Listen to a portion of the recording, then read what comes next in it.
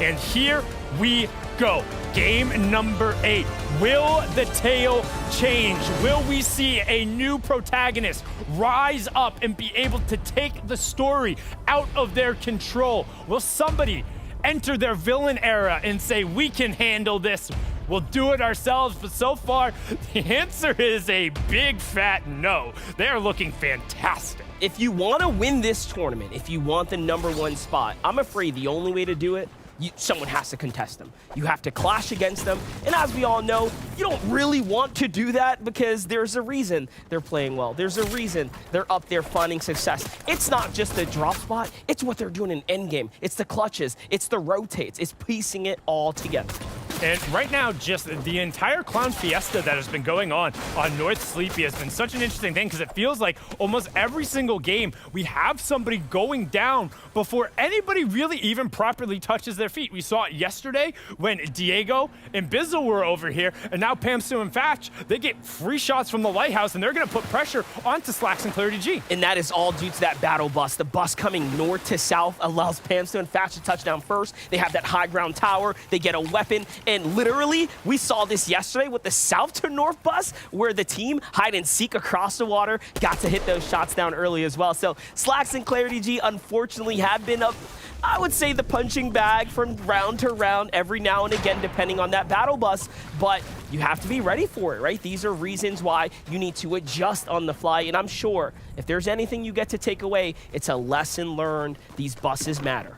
They have to clean up those initial drop spots in the drop map, and what we mean by that is based on where the bus is going, you need to know where to drop in order to land safely and not get just lasered by some of these other teams. Because again, we're in the NA East Finals. These are the best of the best in the East, and they're going to be able to hit those shots. And with just 5 games left, particularly with how far ahead Peterbot and Byla are, if anything, right, like, and you know you're not going to catch them, you hope they just keep stealing points away from everyone else, because that means one late game dramatic could send you from like 12th, 13th place all the way up into a big tens of $1,000s change in payday. That's the thing, right? There is so much to play for here, and this is why I'm really calling today, or this entire finals, the new era. Walkers, Scare Bear, Peterbot, Byla, Pamsu and Fatch, even them on the bubble here in that conversation. Pledge and Teo playing exceptional. We have players that have really been proving, earning their stripes this last year, and they're doing it time and time again. What specifically when it comes to Peterbot and Byla, though, and looking historically, there are players who have had very good solo runs. Peterbot in particular, one of the stronger individual players because he plays a little funky. He plays a little different than the rest of NAEs. You can see the calculated aggression, you see a little bit of sneaking coming around, and once he's now find a duo who wants to play his way, everything is just clicking. And again, we talked about how, oh, they had a monstrous day one and they were able to put it all together. I mean, their qualifier run where, again, same teams roughly were competing against them in that first qualifier because nobody had been pushed through, they were able to put up a 10-point better performance on this. And you can see Peterbot in first in total elims right now. 28 eliminations by himself. That is a ridiculous number. And you saw the standings. Literally, the team elims just in general, they are outperforming, outshining everyone right now. And again, at this point, we have to continue to highlight them. That's what this platform is all about. Show them love on all socials. I mean, if you were looking for some new players to check out, why are they finding success?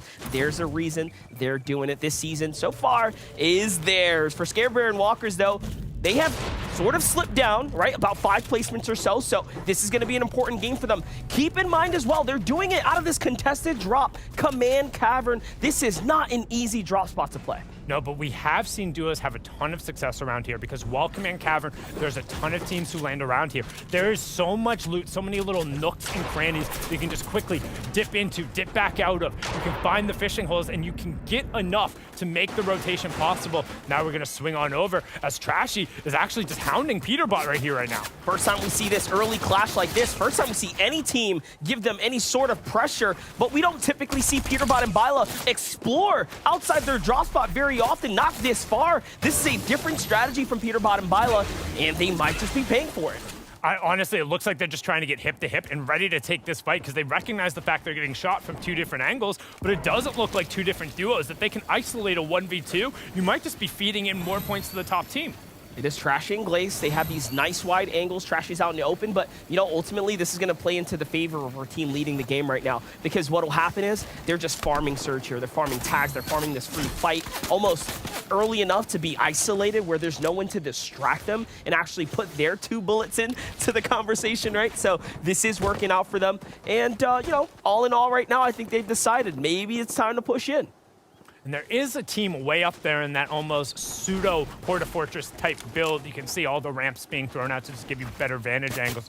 Just trying to get a little bit of the action. They want to just throw the tags in there. The one thing Peterbot and Violet have been very good about, though, is covering the sides. And right now, they're trying to make that push onto Trashy. They recognize that he's isolated, and Trashy's like, I don't necessarily want any of that. And he's going to double back and make sure Glace has a line of sight to be able to help.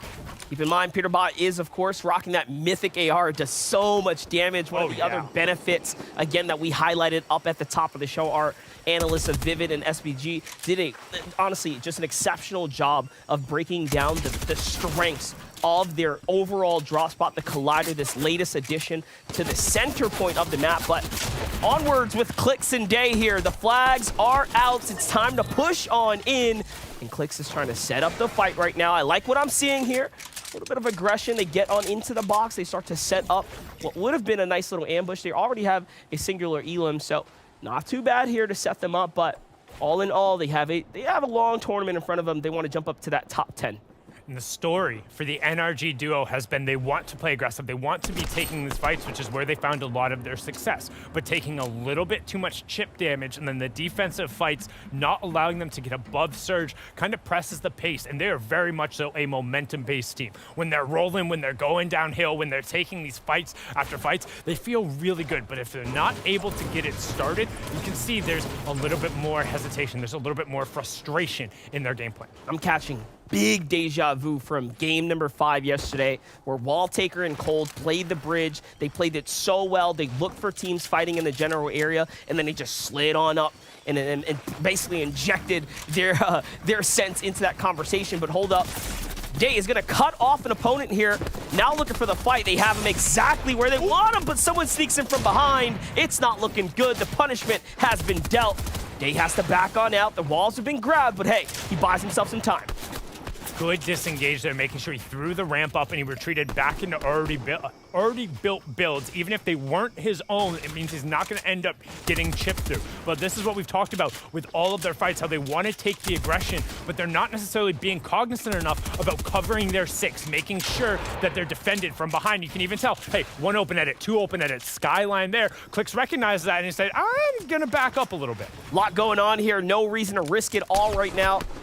Let the shots come through. These are, of course, small wins in their own, guys. Think about it. These tags, we know the implications of them. You're going to need a lot of damage. Clix again, playing a little sneaky right now. A lot of these are their builds, but is him and his duo on the same page is the true question now. It does seem like they decide, you know what, we have an advantage here, but there's another team now beginning to fire on in. That's not looking too good here. The odds are starting to slim down now as players begin paying attention to them. You know, Day and Clix here just really haven't found an area or position to steamroll teams the way we would normally do it. This is honestly a duo that plays off the momentum, will more often than not just drop a team quick.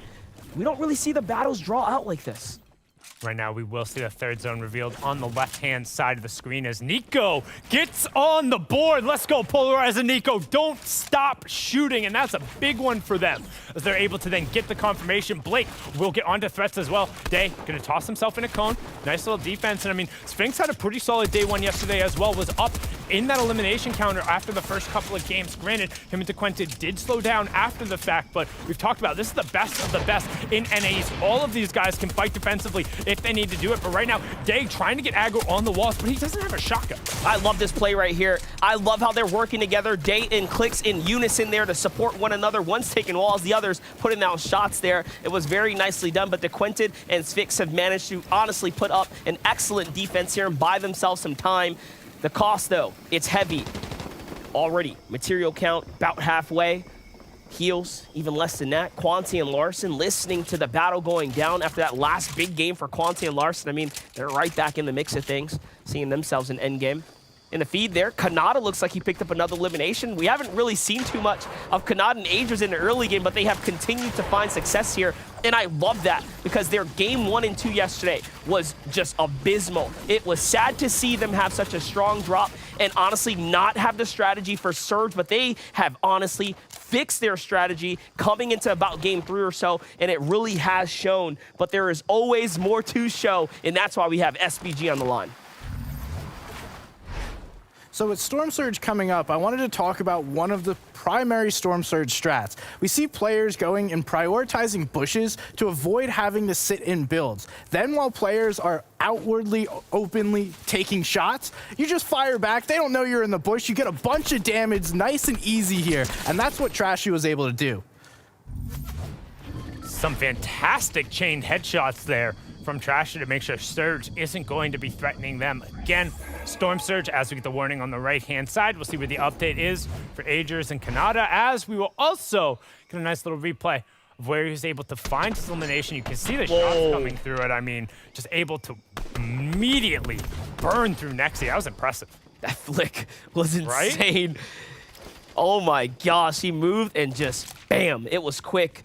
Here we have Peterbot and Byla. Big problems. 90 below. Make that 116. A little 20 added into the wound here. 22 players have to go down. We talked about pacing coming out of game 7, being a little quick for NA East. This time, though, everyone said, okay, put a halt to the brakes here now. We have to slow down. We have to figure things out. Maybe reevaluate this pacing here. Peterbot and Byla have to decide now. The most important thing, who do we battle? Where is there a team close enough for us to honestly take a fight, or will someone open up an edit?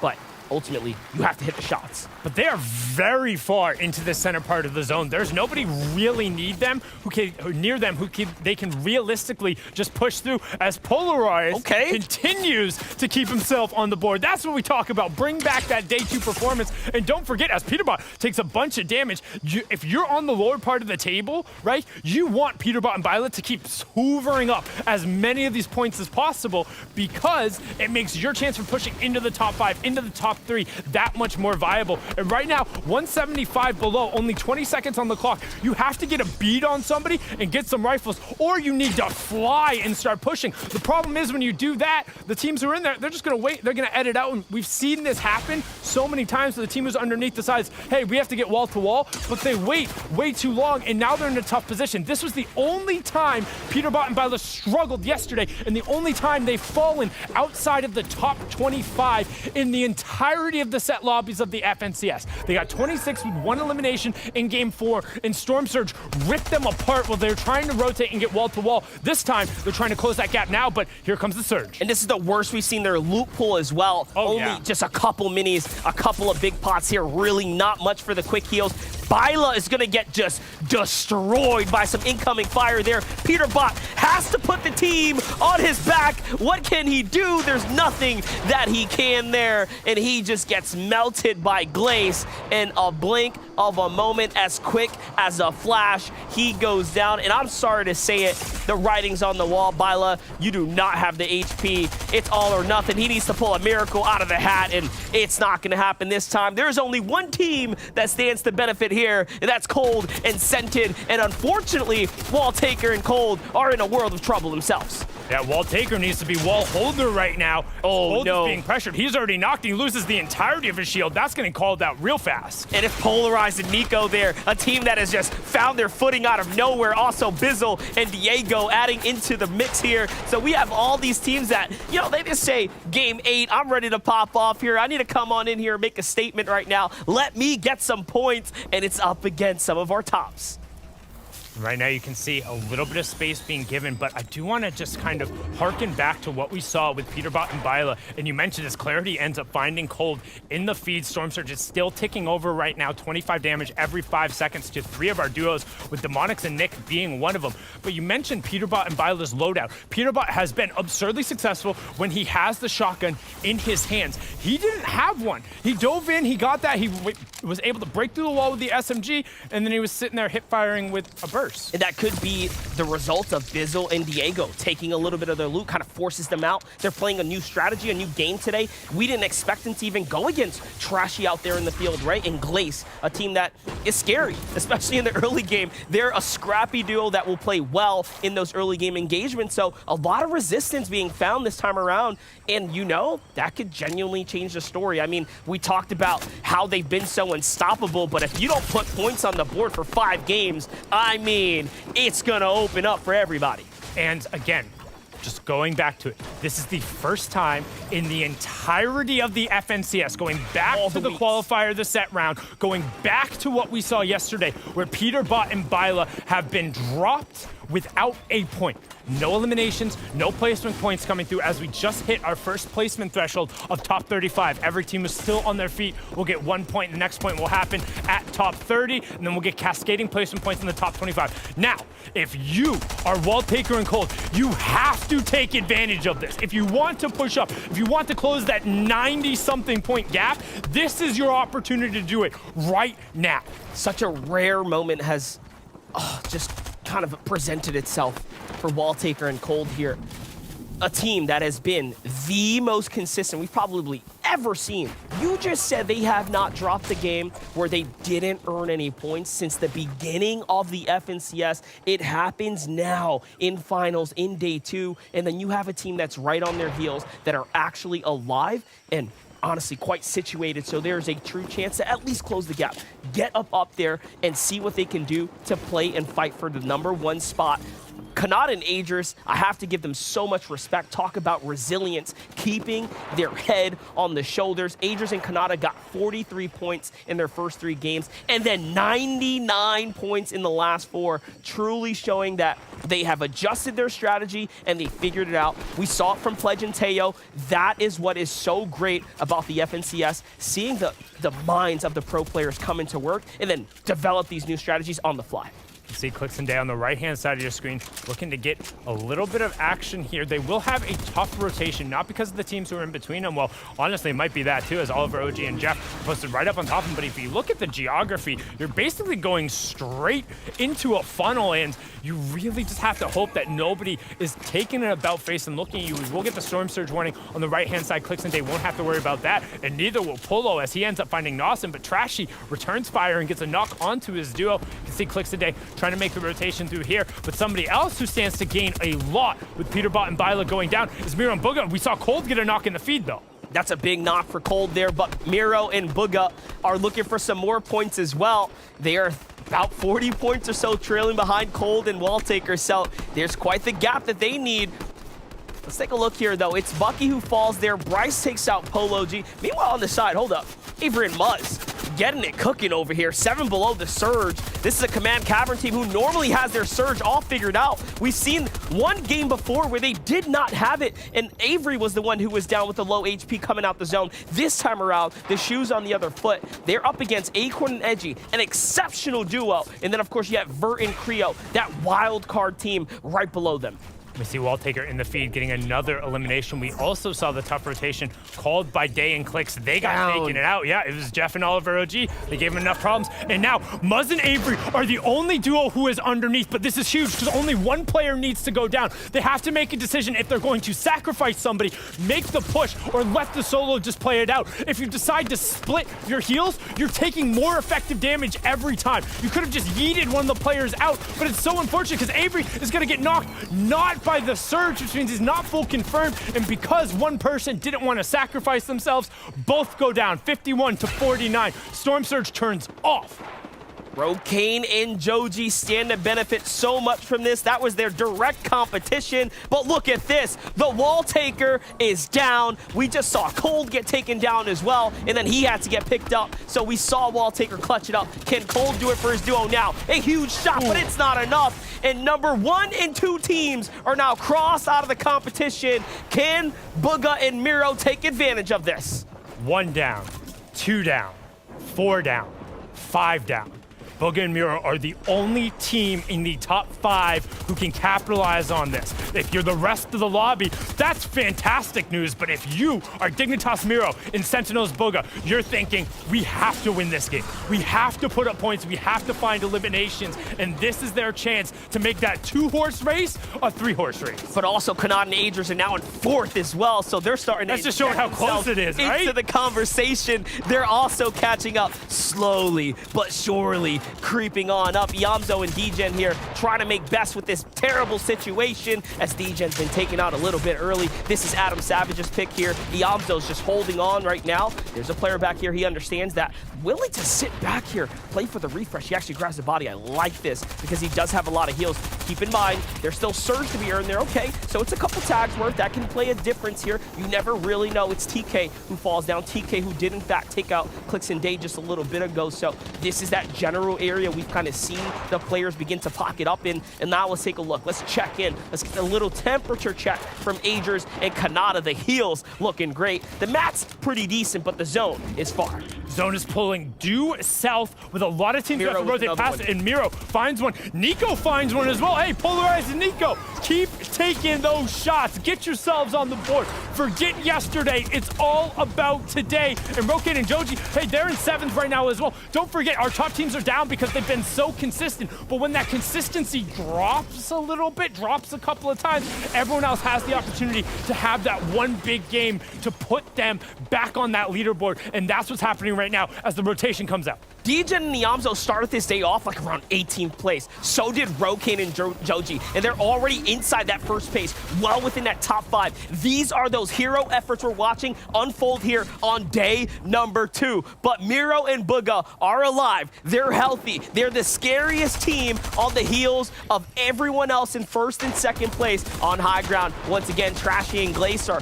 up here, and for good reason. Remember, they were clashing up against Peter and Bila just a little bit ago, but Acorn and Edgy now starting to get active as well. 3 elims, this is a big game for them.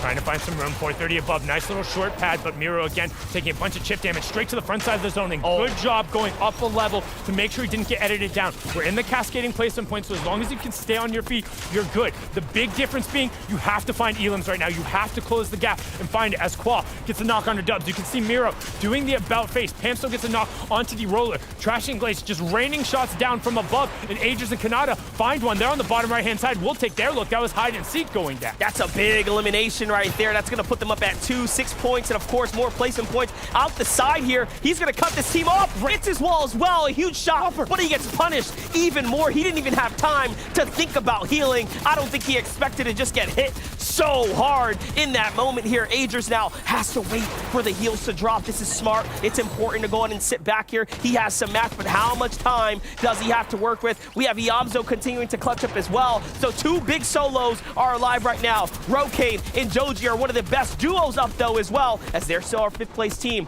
But back on over to Agers. Here it is. Nico and Polarized have been playing a little too good today. It's time to run, Agers.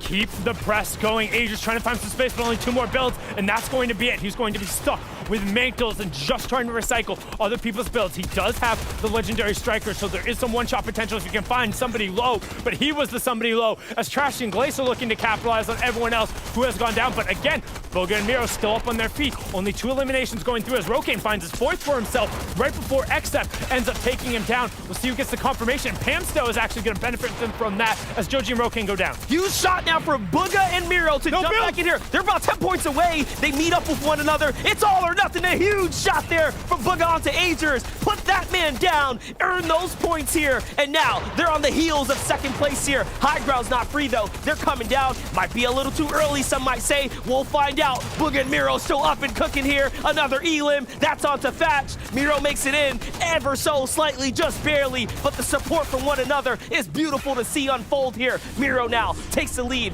edging his way out to the front side. And you have to love that we have a 2v2v1 now.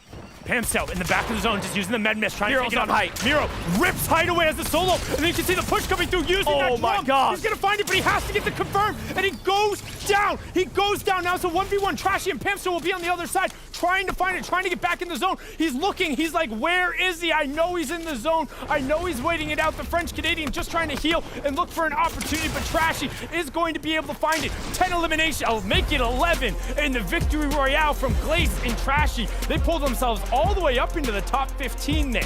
What a huge game for them, and a big game for Pamstu and Fatch, who clutch up as well. But man, oh man, talk about Miro and Bugha in the end game. Let's take a look at the highlights here. Shout out to Trashy and Glaze. A big game for them. A huge 11 elimination win. And look at that. You get to end it off with a nice shotgun shot. It was important that he hit that. That was worth so many points.